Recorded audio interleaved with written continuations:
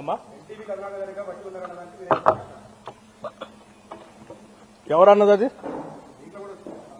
పేరు చెప్పండి. ఎవరన్నది ఇది ఎవరు రాసింది ఎస్. మరి ఆయన ఏడ కూర్చొని విన్నాడో, ఏడ చూసి రాశాడో నాకు తెలియదు. అది కూడా అడుగుతాను. Question of my self respect. నేనేం గాలికి రాలేదాకా 40 సంవత్సరాలు సభలో సభ బయట పోరాటం చేస్తూ ఈ సమాజం కోసం అడ్డంగా నిలబడి పోరాటం చేస్తుంటుంటాడు. నీచ నికృష్టపు దిగజారిపోయి రాజకీయాల కోసం ఇటువంటి కట్టుకథనాలను సృష్టించడమో లేకపోతే వాటిని స్ప్రెడ్ చేయటం చేసే అంత వీక్ క్యారెక్టర్ కాదు బట్టి విక్రమార్క. ఆ రాసిన ఆయనకి ఎవరి మీదో ఏదో ప్రేమ ఉండొచ్చు,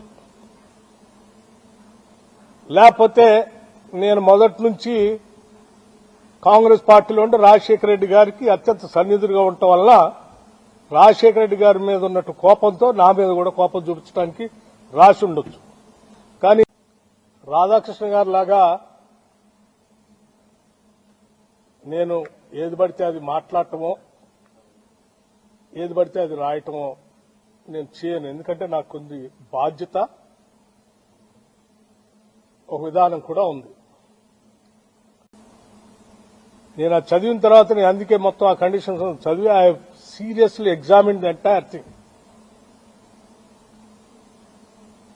I have asked the Singareni management and the board seriously examining ఇటువంటి ఎలిగేషన్స్ వచ్చినప్పుడు ప్రజలకు స్పష్టత ఇవ్వాల్సిన బాధ్యత మంత్రిగా నా పైన ఉంటుంది కాబట్టి I have asked them to, I have instructed, not only asked,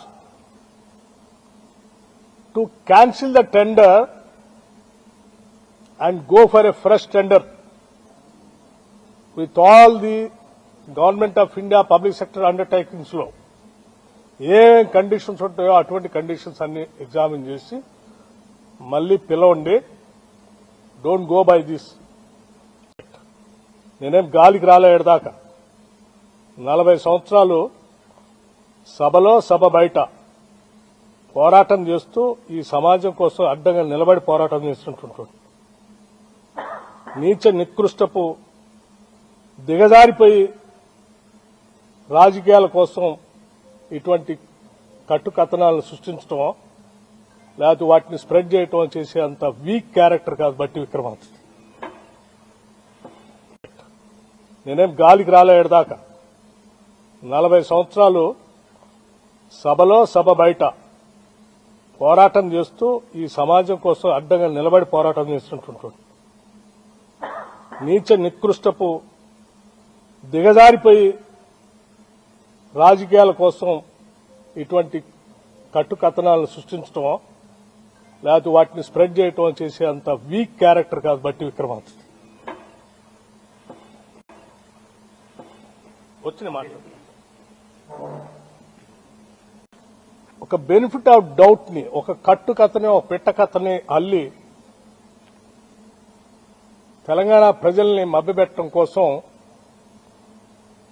తను ఒక కథనం రాశాడు. కాబట్టి మేము నిజాయితీగా ఉంటామే కాదు, ఉన్నట్టుగా కూడా జనానికి కనపడాలి. ఇక రాధాకృష్ణ విషయానికి ఈ కట్టుకథ పెట్టకథ రాసిందని అన్నిటికీ అతను ఏ ఉద్దేశంతో రాశాడు, ఎందుకు రాశాడు, ఏ రాజకీయ ఉద్దేశం ఉంది, దాని వెనక ఎవరుండి నడిపిస్తున్నాడో అన్ని విషయాలు మళ్ళీ తిరిగి వచ్చిన తర్వాత నేను మొత్తం ఫుల్ ఫ్లెడ్జ్డ్ గా ప్రెస్ని పిలిచి నేను మాట్లాడతాను. అప్పుడు మిగతా విషయాలన్నీ కూడా నేను రాధాకృష్ణ తేల్చుకుంటాము.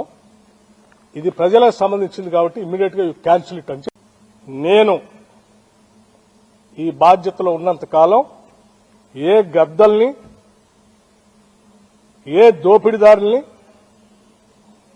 ఏ వ్యవస్థీకృతమైనటువంటి క్రిమినల్స్ ని తెలంగాణ ఆస్తులపైన గాని తెలంగాణ వ్యవస్థలపైన గాని నేను పడనేను. I will be keep protecting those things.